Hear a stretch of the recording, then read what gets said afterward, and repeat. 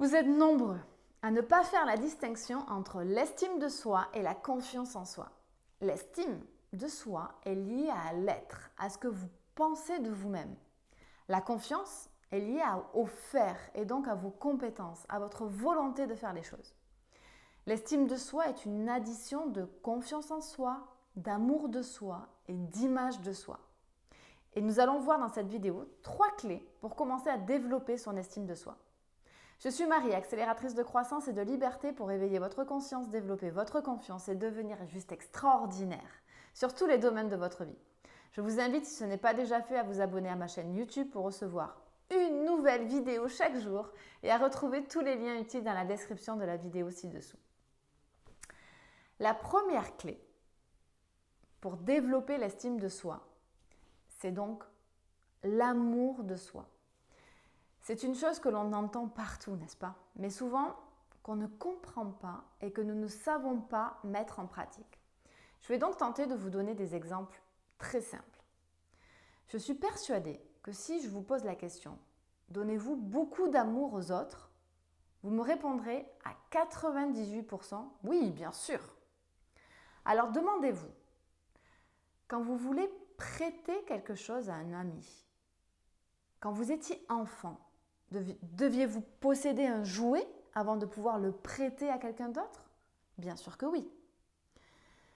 Alors vous devez comprendre que nous devons d'abord posséder quelque chose pour pouvoir en donner à l'autre, pour pouvoir lui prêter.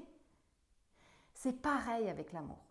Vous devez d'abord en posséder pour vous-même avant de pouvoir le donner aux autres. Mais nous avons une croyance affreuse, ancrée depuis notre enfance, qui est souvent la même pour tout le monde, que pour être aimé, nous devons faire quelque chose en échange, quelque chose en retour. Nous pensons que l'amour se mérite, qu'il y a des conditions. Nous l'utilisons à répétition. Je t'aime si tu fais ça. Je t'aimerais plus si tu faisais ça. Alors dans ce contexte-là, on rejette tout amour, car nous pensons que nous ne le méritons pas. Nous pensons que nous n'avons rien fait de spécial pour mériter cet amour qui nous arrive. Alors on repousse tout ça.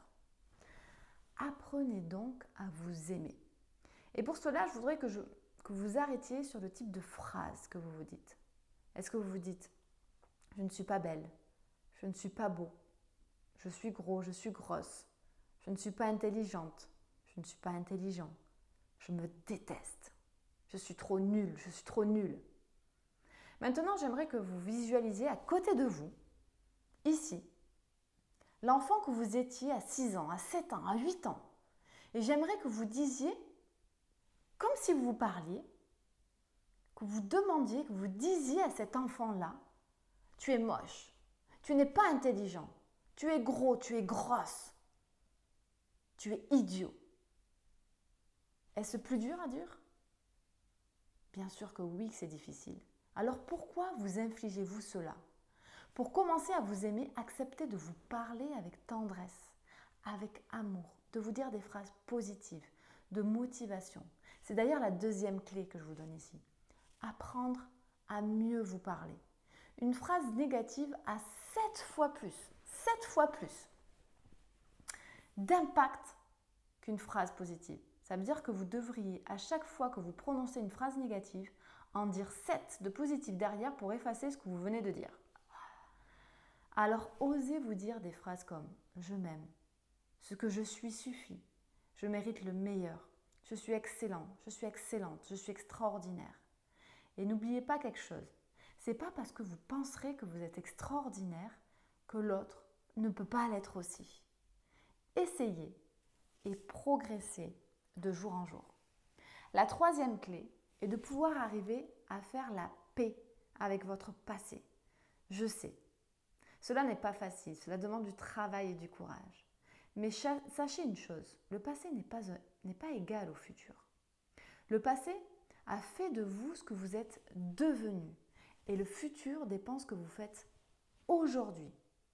Votre passé, quel qu'il soit, tire son lot de qualités que vous vous êtes forgé. Si vous avez vécu des choses difficiles, vous avez sûrement acquis une détermination plus poussée, une résistance à l'effort. Pour transformer votre passé, vous devez travailler sur vous et vous faire accompagner si nécessaire. Une chose est sûre, dans la vie, rien n'est facile.